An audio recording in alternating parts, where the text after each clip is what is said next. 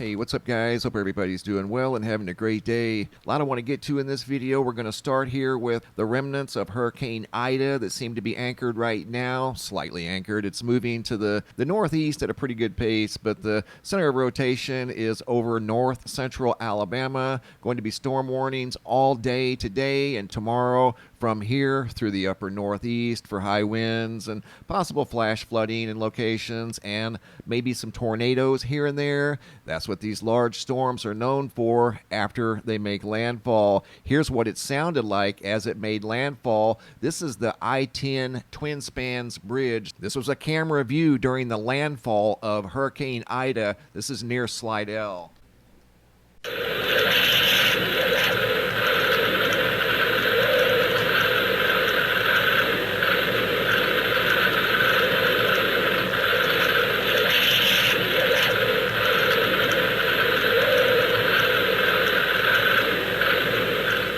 Just amazing that the camera even survived those very high winds. A lot of flooding did occur in southern Louisiana. High winds from the Cat 4 hurricane that made landfall. Right now there's over 1 million customers without electricity in Louisiana, 100,000 in Mississippi, and look for sporadic power outages in the path of this storm as it makes its way through the upper northeast over the next couple of days. Looking at the long-range forecast, there could be another storm forming here within the next 10 days. A large Category 5 is what this thing is predicting right now, but this is a long-range forecast. It can and will change, but look for another storm somewhere out in this region in the next 10 days. Not exactly sure where that's going to go. Nora is expected to come up here in Arizona. Looks kind of odd just seeing a hurricane icon in southern Arizona, but that's what we're looking at here in the next couple of days. We could see some rain from the remnants of Hurricane Nora right up here in southern Arizona. I want to take you guys now over to the website. Quick look at the Schumann resonance, and you can see it's been very active in the last 24 to 48 hours. More than likely, that can be traced back to the sun. A lot of activity on the Earth-facing side of the sun. You can see a very large sunspot complex that's turning away from the Earth. Right now, as I do this video, very large active region that here just a couple of days ago, it created what's known as a solar tsunami. Not only this sunspot, the sunspot above the equator did as well. This is the lower complex. This is the magnetism associated with this active region. The red and blue represent positive and negative polarity. When those polarities touch, you end up with a solar flare. Sometimes the solar flares are large, sometimes they're small. You're looking at an M4 class solar flare. The energy from that solar flare should be reaching Earth today. It hasn't arrived yet, so it may have missed the Earth altogether. Here's a look at some of the recent Earth-facing activity. Here's the M4 class solar flare, and there's still a possibility of more large flares coming from that region. You can see the Earth's ionosphere right there detecting the energy from that Earth-facing active region almost instantly. In fact, within seconds, right there, it detected that shock wave. Still waiting on yet another geomagnetic storm. Looks like the cloud may go past the Earth. But here's what a solar tsunami looks like. One that occurred on August 26th from an active region above the equator. Watch the plasma go out away from the center of the sunspot, rolling across the disk of the sun. See that right there? Created a big, what looks like a shock wave going through the atmosphere of the sun. Right there goes. That's called a solar tsunami. One occurred in the northern hemisphere from that active region that's now turned away from the Earth. And then another one occurred down here in the southern hemisphere from the active region that I just showed you guys. A smaller solar tsunami, but it occurred from that very strong active region, Earth-facing active region that's now turned away from planet Earth. So the activity on the sun is definitely picking up. Hopping over to the Yellowstone supervolcano caldera, looking at the seismographs that monitor the mighty supervolcano. Not too much going on that we haven't been seeing here for the last several months now. Looks about the same, a little bit of magma intrusion and some very small earthquake activity scattered across the supervolcano caldera. Also in this video, I've got some brand new footage of unidentified objects in both the daytime and nighttime sky. I put together this compilation I'm going to share with you guys. We're going to start off in southeastern Pennsylvania. A man was watching an unidentified object in the sky when, of all things, a fireball comes soaring into the field of view, going pretty much directly at the unknown object he was watching in the early morning sky. This was around 5 a.m. Check it out. It's something of phenomena. And earlier, oh yeah, we saw that, right? Come on. Yeah, we got it. Thank you.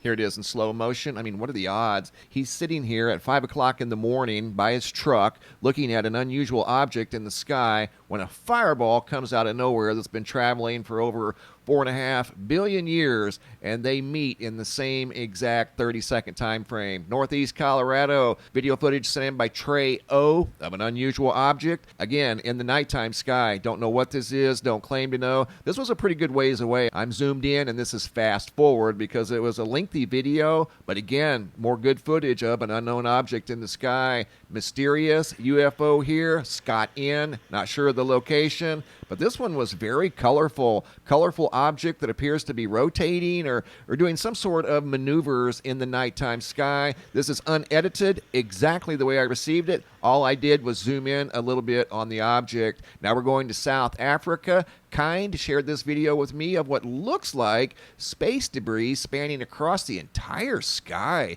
Incredible footage coming out of South Africa. That was on the 24th. Now we're going to daytime footage. Don't claim to know what these things are, guys. You tell me. Tom out of East Long Island, New York. See the object right there? They were driving down the road. His wife spotted this object moving through the sky.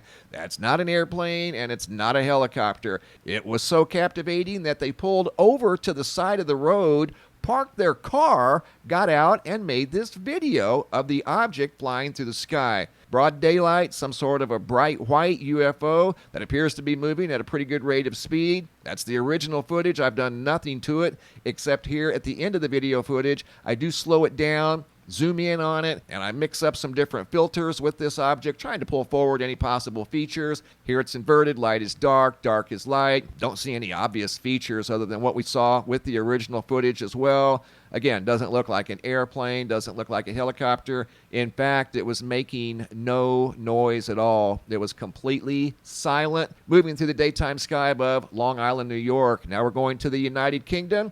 Have something similar. Footage sent in by Nicola out of Cardiff, United Kingdom. Only this object is black. The other object was bright white.